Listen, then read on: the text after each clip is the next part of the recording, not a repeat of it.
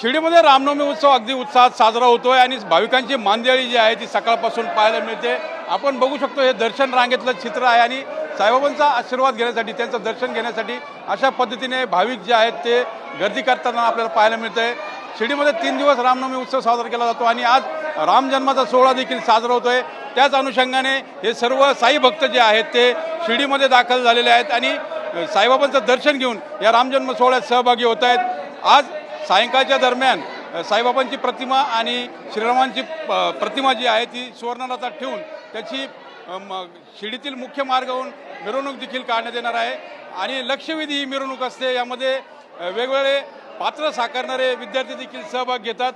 हे चित्र जे आपण बघतोय आता हे साई मंदिराचा प्रवेशद्वार आहे आणि या ठिकाणाहून भाविकांना प्रवेश दिला जातोय। हे सर्व सामान्य दर्शन रांगेतून येणारे भाविक आहेत, कोणतेही VIP भाविक नाही।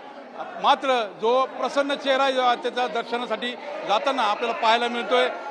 साईनामाचा जयघोष करत हे सर्व भाविक जे आहेत ते आता दर्शनासाठी मंदिरात पोहोचत आहेत। जर आपण बघितलं तर जी पेट्रोल आणि इंधन तुटवड्याची जी अफवा उडवली होती त्यामुळे काहीसा परिणाम जो आहे तो गर्दीवर होताना आपल्याला दिसतोय।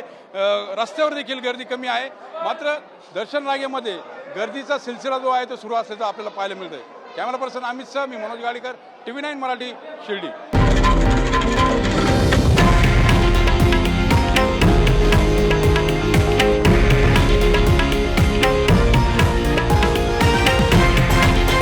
हे आहे देशातील नंबर 1 न्यूज नेटवर्क आणि आपण पाहत आहात TV9 मराठी, एकमेव।